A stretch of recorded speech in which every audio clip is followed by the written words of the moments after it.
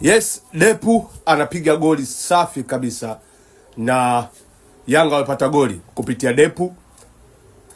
Shuti kali ambalo alipiga Alan Okello, kipa alipunch vibaya na kupelekea Depu kupiga goli zuri, na goli ambalo hakutumia nguvu kubwa kwa sababu kipa ndio alofanya mistake.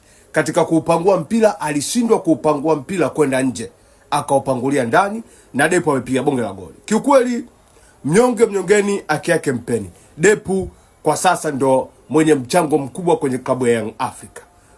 Anaonesha, anapambana, anafunga magoli yenye umuhimu kwenye klabu yake Young Africa. Yes, ndio usajili bora kwa Young Africa dirisha dogo hili.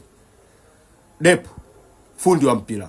Goli zuri kabisa. Goli lina mjadala wote, goli sahihi, yani halina kipengele chochote.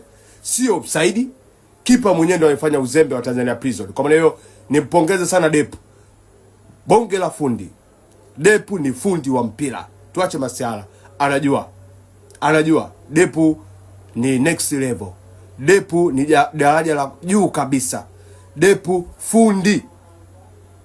One chance, one goal. Yani Depu atakiwi kumpa nafasi 10-10. Hapana, ukimpa moja na kufunga hiyo.